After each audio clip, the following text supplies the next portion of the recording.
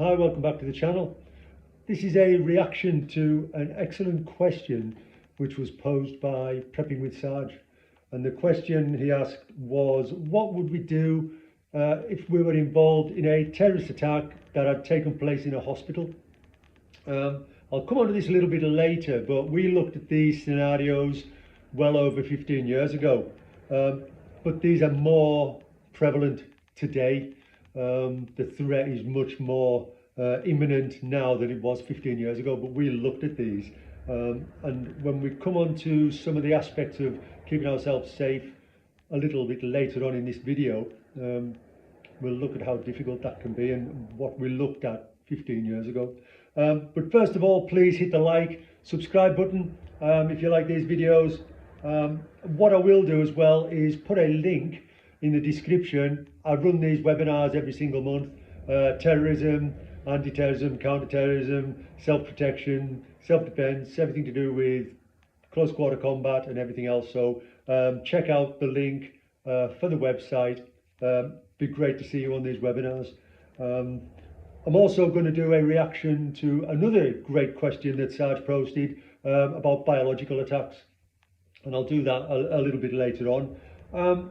But first, let's look at a few aspects of what we want to cover and how this came about. 2 weeks ago, I was involved in an accident, spent 7 hours in A&E, and then I came. Funnily enough, after I came out of A&E, I saw this video by Prepping with Sarge on what to do in a hospital if we came under a terrorist attack. So let me give you a little bit about, I've been doing this for over 40 years now, and I do this now routinely, which most people do when we're looking at situational awareness.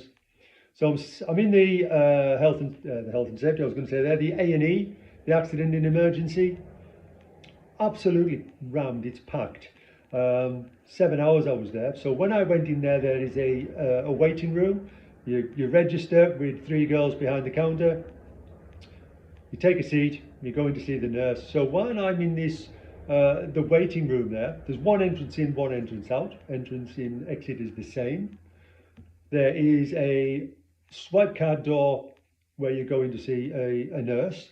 And then there's a swipe card door to go in to see the doctor, which is down a corridor, which is round about, when I paced it, 15 paces.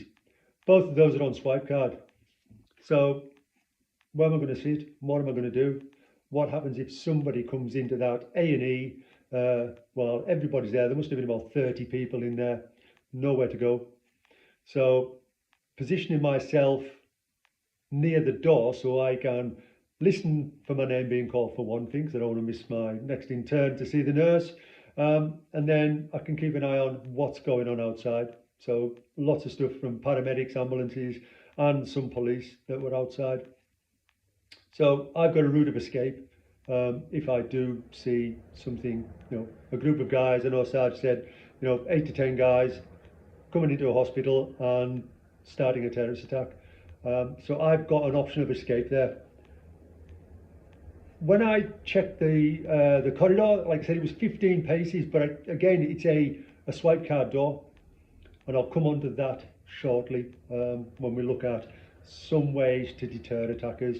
And I'm just going to give this perspective from my point of view within the A&E department, but then I want to look at a broader perspective from my professional point of view. So the swipe card to go into the nurses. So I knocked on the door after I'd been in there, and I could have just asked at the window for my waiting time for the doctor. But I decided to knock on the door to see how long it took them to respond. So I waited for about 40 minutes. I knocked 4 times. They're seeing people in there. There's frosted glass on the window, so we can't see in.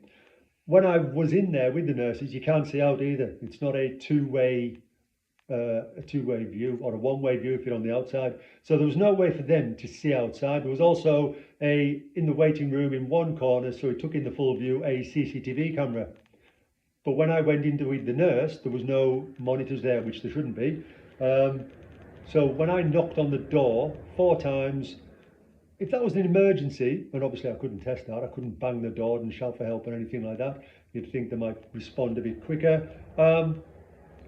35, 45 seconds, is a long time if I'm sitting in the wrong place and I've nowhere to run and I'm wanting to get into that room. So 15 paces, if I sprinted down that corridor, again, I'd be knocking on the door. The walls down that corridor were all plasterboard. So as I went into the toilet, so there was another nurse's station where I went into to get blood samples, to give blood samples. Next one was a toilet, and then there was no other doors. But as I walked down to that door and I'm tapping the wall, it's plasterboard. And I'll come on to cover and concealment shortly. So from my point of view, the best place for me to stand in that environment was near the exit entry door to give myself a route of escape, so I could keep an eye on who's coming in, what was happening in the A&E. The only place I could be, for my personal security. And again, this is really harsh. If I saw those terrorists, if there was a terrorist attack, and that's what we're talking about, if I saw a group of people getting out of a car or a couple of cars and they were armed, I'm not going to be the hero. I'm in the UK. We're not armed. I'm going to be legging it. Oh, I know that sounds really bad, but my personal safety, I'm not going to do anything to help anybody else. I couldn't do anything to help anybody else, I should say. If I shouted them for the reception people to lock the door, I don't know whether they've got the option to lock that door, where that's operated from. It could be in a security control room. So personally, for me, it's my escape. And that sounds really harsh, but that's what we're looking at, especially when we're going to look at the whole building shortly. So looking at it from a professional point of view, what are we looking at? We're looking at two different goals. So the first goal is the goal of the terrorists. What do they want to do? And this is in any environment. They want to kill as many people as possible, as quickly as possible. They'll have wrecked the hospital, they'll have wrecked routes in. If their ideology is to live, they'll have wrecked routes in, routes out. If their ideology and their plan is to die in a cause, fight to the bitter end, they will have researched response times from the emergency services, the police. So they want to kill as many people as quickly as possible. We want to live, obviously. And within that, so that's our main goal, is get to safety first and live, and make sure what we're going to look at, three different things. We're going to look at how we deter. We've all heard of target hardening, building hardening, business hardening, hardening ourselves through situational awareness and training. First of all, we want to deter an attack once it's happened from where we are. If we can't deter them, we want to delay them. When we're looking at deterring and delaying, we are hoping that the police response is going to get there before they get to our location. If we're at the initial ground zero when the attack happens, that's going to be pot luck whether we live or die. Whether there are escape routes, unlike like I just said there about the A&E, no escape routes apart from the one exit and entry point. If you've got multiple escape routes, you might be lucky, and you might be able to effect an escape where you can then deter them, delay them, and then we're going to look at depleting them as well, and I'll come on to that in a little bit. So deterring people, target hardening the location that we are. So one of the things about a hospital that's different to everywhere else, whether that's hotels, cinemas, theatres, shopping centres, is that you're going to have a lot of immobile targets. People in hospital beds, in rooms, in wards, unable to move. And that's one of the big things that these terrorists will be looking for. Nowhere. First of all, you can't run because you're in bed.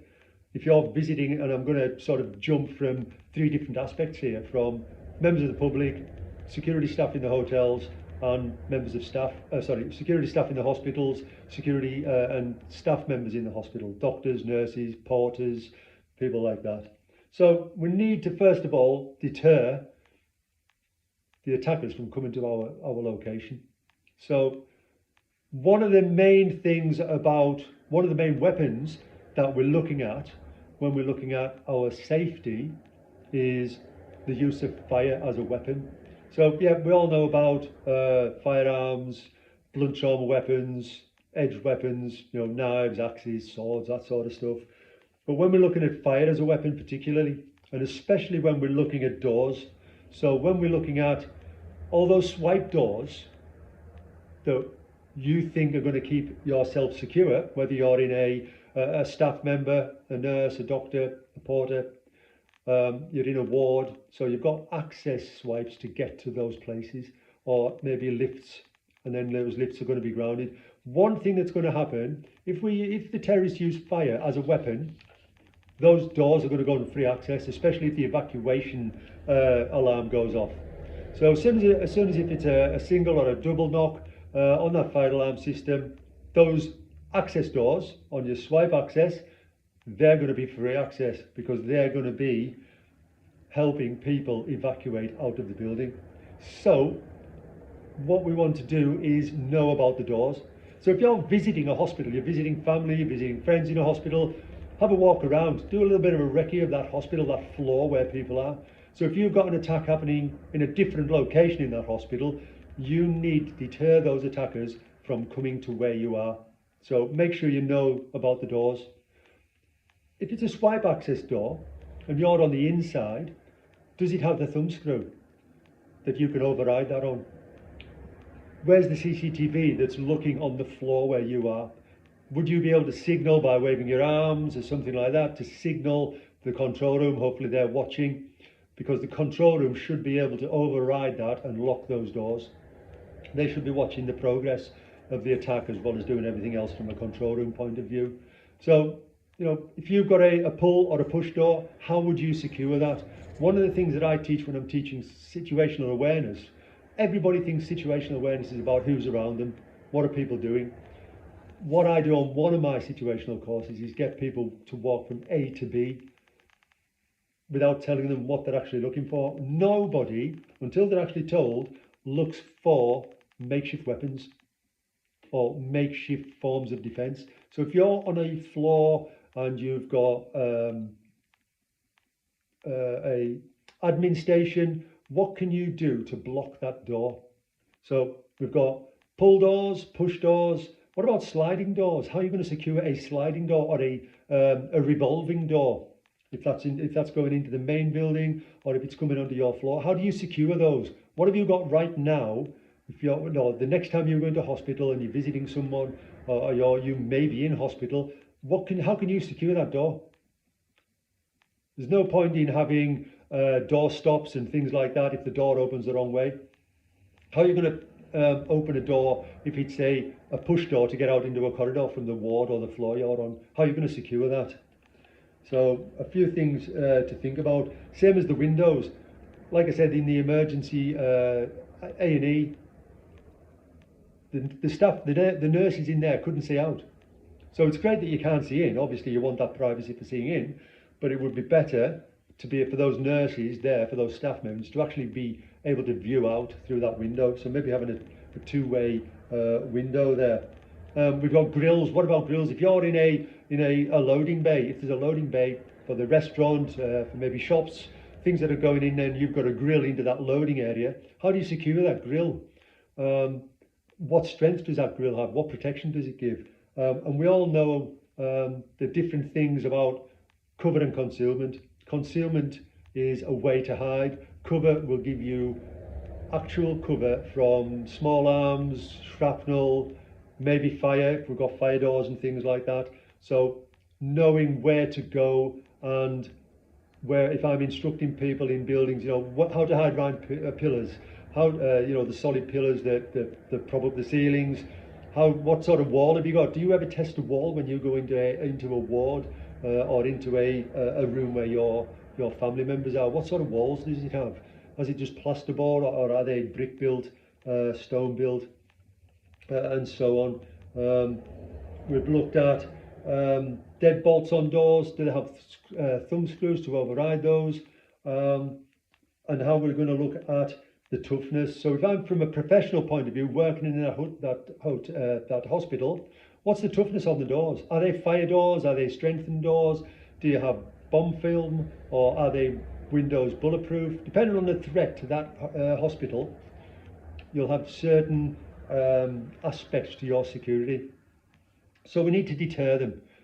Yeah, so like we said, kill as many people as possible in the shortest amount of time. If we can deter them from our location, they're going to go somewhere else, and that's what we want. We want to go somewhere else away from us. What if we can't deter them? How do we delay them? So we know that a door's going to delay them, but if that door's open, it's not going to. So what about stairwells? What about if we are looking at stairwells that come up maybe two floors of stairs for each floor, so it's doubling back on itself? What can you block those stairways with? If you can just block somebody for, each stairwell for 10 seconds, 20 seconds, 30 seconds, a minute, while they've got to climb over obstacles, what chairs can you throw down there? What gurneys, the hospital beds on wheels, what can you wheel down those stairs to form blockages to deter, to delay those people getting up to where you are? Fire extinguishers, setting fire extinguishers off, or if you're from the security side, do you have active suppression systems where you can release gas, so you can release a fog into the corridors so people can't see? Delaying tactics for slowing them down until the police can get there, giving us time to get further away from them. So when I'm teaching about maybe not so much hospitals, because you don't have a choice on where you're going to go depending on what injury you have or what's wrong with you. You'll go to a certain department on a certain floor in a certain part of the building. You don't have a choice. In a hotel, I teach go above the 3rd floor. First of all, if I'm fit, so I like to keep myself fit, and you've got to run upstairs, you've got to be fit enough to run upstairs. Most people think that terrorists aren't intelligent, aren't fit, don't really know what they're doing. That is an assumption that's going to get you killed. These guys will have planned the attack, they'll have trained for it, they'll have team tactics, they've been probably fighting in wars abroad, so they know what they're doing, they'll be fit. But the higher we can get, if you're in a hospital that is 10 floors, 20 floors, or whatever, more than 3 floors, get as high as possible. The reason I say that is because they might have multiple entry points for where they're going to attack, and you might follow out a fire evacuation straight into the arms of another attacker. So go as high as you can and as fast as you can, because the more people on the ground floor, the 1st floor, the 2nd floor, that's where they're going to take most time up, because there's more, hopefully, from a personal point of view and your personal point of view, the more targets they've got, the more time they're going to stay in one area. So get as high as you can, as fast as you can. We've talked about delaying them, and I'm only touching on this it's a short video, and I'm only touching on this, very lightly. What about depleting them? So we try to deter them, we try to delay them, and then we want to deplete them. Excuse me. So we want to deplete them of a few different things. First of all, we want to, if they're armed with firearms, we want to deplete ammunition. So if they've got to shoot the way through windows, that means they're using up ammunition. If they've got to shoot the way through door locks, that's using up ammunition. If they've got to use knives to try and force windows open, doors open, break things, hopefully the knives will get damaged. We want to deplete whatever weapons and ammunition they have. We also want to deplete their energy. Now, we said the fit, they'll have had adrenaline going, because they'll have started, that adrenaline will have been going in their slow release system on the road to the hospital. As soon as they get out the car and that attack starts, they will be starting to have lots more of that adrenaline pumping. That's going to tire them out a lot quicker. So we want to deplete that energy by deterring them, putting obstacles in the way, whether that's locked doors, barriers, things to climb over, sapping that energy all the time so that it's slower for them to get to where we are. And then we want to delete the will for them to carry on and chase us or come to our location. So if they've got multiple obstacles to get over, is it easier just going somewhere else? If they've got to go up 5 flights of stairs just to get to the next busy centre, but it's less busy down there, but it's not going to, the police are on the way, they've got to kill more people. We need to deplete the will for them to chase ourselves to our location. So we're looking at depleting lots of different things as soon as possible. If they run out of ammunition, great. If they bend, break, baseball bats, knives, swords, whatever else they've got, if they're using those up to get through obstacles, they've less things to attack us with. And I hope that makes sense there. So we're looking at, first of all, deterring them. Then we're looking at delaying them if we can't deter them. So if we know that every door's open and security are doing other things and they can't lock those doors, they can't effect the lockdown because the evacuation and they haven't got the override for that fire alarm, how do we deter them? And these are things we need to be asking ourselves when we visit certain locations. And then how do we deplete ammunition, energy, the will for them carrying on that attack? Now I've just touched on this really, I mean this is 21 minutes now and I've only touched this on really lightly. I will be doing a webinar over a few hours long, looking at this in more, in a lot more depth, especially as well when I do the biological. I'll just do a very short response to the biological attack that Prepping with Sarge has asked about as well. I hope that's given you a few things to think about. Really interested in your thoughts on this from a personal point of view. So you've got people from the States who are armed, whether you can take your firearms into that, you carry them every day, you take them into the hospital or other locations. What are you going to do? Some people might decide to take it on head on straight away. Other people might not. So you might not have 16 mags of ammunition on you, where the terrorists might have. So have a think about it. Let me know your points in the comments below. It'd be really interesting. I hope we've given you some things to think about there. My name's Rock Higgins. This is Viper Tactical Training. Stay dangerous.